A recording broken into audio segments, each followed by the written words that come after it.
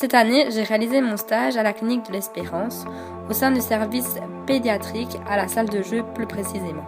Là-bas, j'y ai réalisé un projet sur la douleur. J'ai mis en place diverses animations, avec toutes pour objectif de faire comprendre et prendre conscience à l'enfant de sa propre douleur. Je n'ai pas réalisé ce projet seul. Je l'ai co-construit avec les animés de la salle de jeu et les enfants hospitalisés dans tous les autres services pédiatriques, âgés tous entre 5 et 17 ans. Et j'ai collaboré avec le service de la douleur et de l'humanisation qui m'ont expliqué tous les projets mis en place pour la prise en charge de la douleur dans l'hôpital.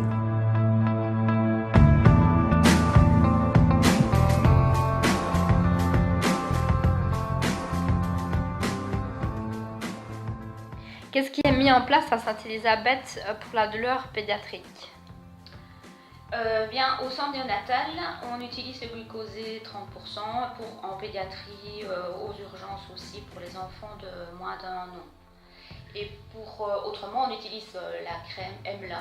Le seul souci, c'est qu'il faut l'appliquer 1h30 avant pour que ça fasse de l'effet. Donc si on doit faire une prise de sang en urgence, dans ce cas-là, on ne sait pas l'utiliser. Alors on peut utiliser aussi le Méopa, c'est un gaz. Dans le cas de certaines sutures, de prise de sang, de pansements assez douloureux, il faut bien sûr que l'état de l'enfant le permette. On explique autrement, pour les enfants plus grands, on leur explique ce qu'on va leur faire, parfois même l'acte médical.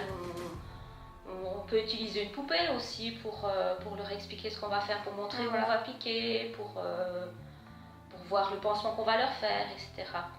Et est-ce qu'il y a... parce que nous, à Montagny, il y a comme des petites...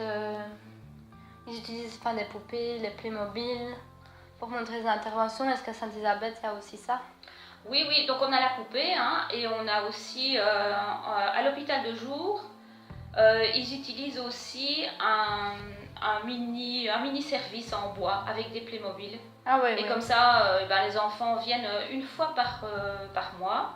On fait une visite du service et alors les enfants qui seront opérés peuvent venir avec leurs parents. On leur explique, on leur montre par le petit service en bois.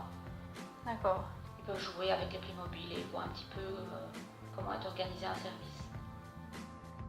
Ayant fait mon stage à la salle de jeu de l'Espérance, je me demandais si à Sainte-Élisabeth, il y avait aussi une salle de jeu. Oui, il y a une salle de jeu, mais pas comme à Montagny. C'est pas comme à Montagny. À Sainte-Élisabeth, disons qu'elle a c'est plus une collaboration avec l'école. Ouais. Parce que nous, c'est carrément un service Ah oui. qui va dans les chambres des enfants, en individuel, qui accueille les enfants à la salle de jeu.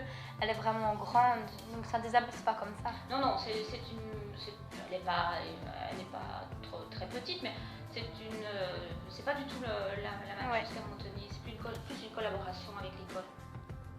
Après vous avoir expliqué mon projet, est-ce que vous pensez qu'il serait intéressant d'en créer un du même genre à Sainte-Élisabeth ? Oui, je pense que ce serait très très intéressant parce que c'est vrai qu'on n'a pas tellement de choses qui sont mises en place dans le service de pédiatrie et même aux urgences. Bon là c'est différent. Mais si j'étais chef, je pourrais l'utiliser et quitte à l'adapter. Et pour moi, ce serait plus les infirmières qui l'utiliseraient que la salle de jeu. Ouais, vu que la salle de jeu n'a pas la même ampleur Oui. D'accord. Donc, pour vous, que permet ce genre de projet ? Je pense que ça permet de relativiser la douleur parce que les enfants, ils ont tendance à confondre la peur et la douleur. Et donc, si on les fait se concentrer sur quelque chose, ils vont se concentrer sur ça et ils vont oublier. Par exemple, si je dois leur faire une prise de sang, certains ont peut-être aussi un mauvais souvenir. Ils ont souvenir d'une piqûre qui a fait mal, d'un pansement qui a fait mal. Et donc, je leur dis, si tu veux, tu cries très fort. Alors ils crient fort et puis après on dit, voilà, c'est fini. Et puis il nous dit, ah mais j'ai même pas eu mal. Voilà, il faut bien leur expliquer. Pour évaluer la douleur, est-ce que vous utilisez l'échelle de douleur comme l'Espérance le fait ? Non, on n'utilise pas vraiment l'échelle de douleur. On en parlait.